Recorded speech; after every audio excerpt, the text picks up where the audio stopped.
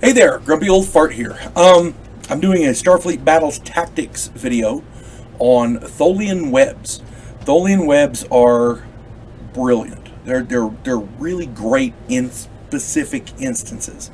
But before I get into this, let me tell you, I do my gaming videos on my channel because I think it's important that families play games together. It allows communication. Nobody's playing video games or stuck on a phone or whatever. And it allows families to talk. And families don't get a lot of time to do that these days. So that's why I plug games on my channel.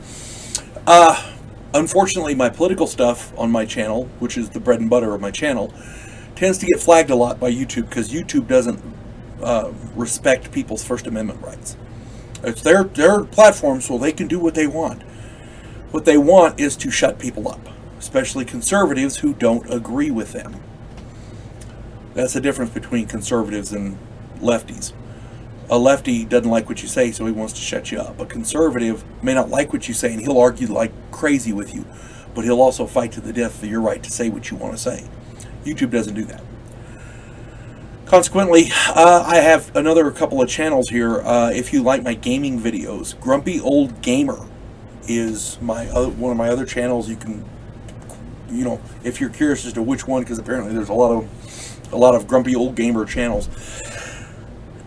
Click on one of the videos and see if you see my ugly mug up there, and if you do, that's me.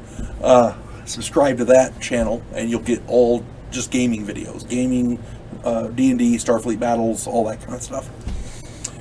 If you enjoy my UFO and unexplained phenomena and paranormal stuff, Grumpy Old Ufologist is the channel for you. And if you're watching this on Rumble, okay, check out my other channels as well. If you're watching this on Rumble, chances are you like my political stuff, and that's cool. Amen. I like Rumble a lot better than YouTube as far as the political stuff, because Rumble lets me choose and lets me say what I want to say. It allows me my opinion. YouTube, not so much. The reason I still use YouTube is because where we're at, the internet is more YouTube friendly, I guess. It's a lot. My wife does the uploading, and she can upload a dozen YouTube videos in the time she uploads one Rumble video. So that's why we use YouTube still. At any rate, so go subscribe to my other channels. I'm on Rumble, I'm the Grumpy Old Fart. One word, no spaces. On YouTube, I'm the Grumpy Old Fart, the Grumpy Old Gamer, and the Grumpy Old Ufologist. Subscribe to my other channels, and, amen. And I thank you for subscribing. Now, on with this video. I started playing Starfleet Battles back in 1986. To be honest, I never used Tholians that much.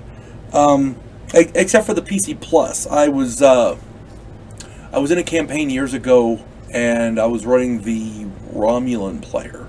I talked about this in another video recently.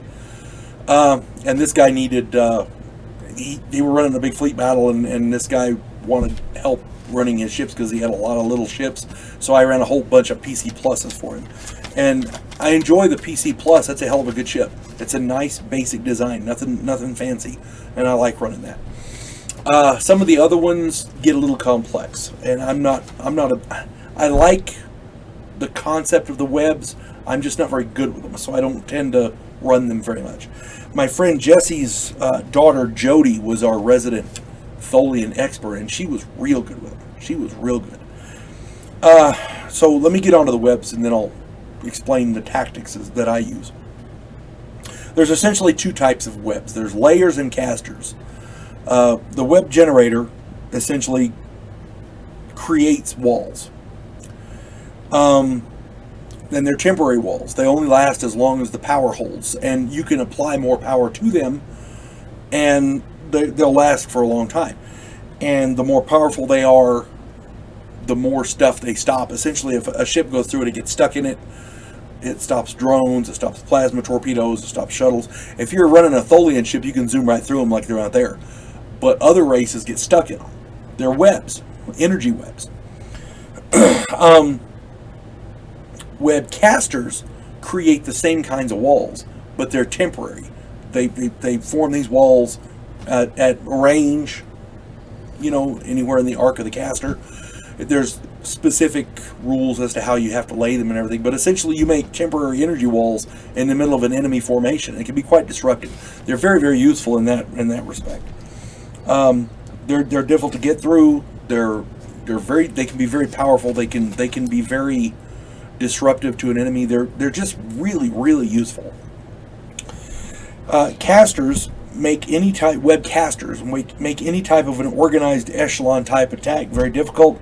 I've seen them used to break up formations and single out enemy ships for friendly ships to gang up on. And when you use them properly, they can be very, very useful. Jody was very good with them. Web layers generally are used to defend a fixed location. For example, a base, a star base, that kind of thing. A star base with 3 layers of or more of webs around it it's oh my god difficult to attack, because you also throw in the mines and the fleets that defend the base, and it's a nightmare to get through. It really is. Just absolutely ridiculous to attack one of these. The tactic that they prescribe in the books to attack what's called a 3-tiered cake, and it's a base with webs around it. They call it the 3-tiered Tholian cake or whatever. The tactic is very specific.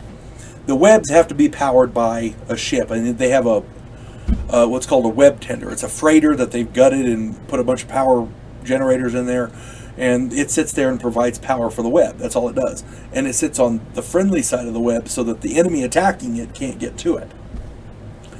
The way you destroy that ship is you get your ships stuck in the web so that you can fire out of the web. You can't fire through the web, but you can fire out of it. So you get your ship stuck in there and you hit the web generator, the ship that's generating power for the web. You kill that ship and eventually the web will run out of power. Then you do it to the next one. Then you do it to the next one. There are some issues with that tactic. Tholians can fire their phasers through their own webbing. So while you're stuck in this web, killing that ship that's supplying power to the web, the other web here, the enemy, the Tholian ships are behind it, and they're shooting at your ship with their phasers. On top of that, behind them, there's an entire starbase with phaser 4s that can pound the crap out of your ship. It doesn't take long to turn a fleet into scrap iron. It's just ridiculous. It literally is a nightmare. It's going to cost you tons of ships. It's the cost in ships versus the gains in taking the base or destroying the base. You got to weigh it carefully. Okay. My friend Bobby was dating a girl at the time, and I cannot remember her name. She heard us talking about that, and she made an interesting comment. Essentially, why don't you just fly around outside and wait for them to come out? So it actually, in a campaign setting, it might be more worthwhile to do that. Essentially lay siege. Put your ships around the outside. Anything that comes out, kill it. Make sure nothing can get in. You've essentially isolated that pocket, and they can't do anything. Now, the bad part about that is you have to apply enough ships to that siege in order to make it, in order that the Tholian ships that are there can't come out and destroy them. So it will take a lot of your fleet numbers to do that, but it might actually be more beneficial than trying to blow up the base or to take the base. So yeah, it's something you got to decide as a commander, because going through those webs to get to a starbase is ridiculous, especially with a number of ships inside the webbing. It might be more beneficial just to wait them out. At any rate, like the line says, have fun storming the castle. You folks have a good day. God bless one and all.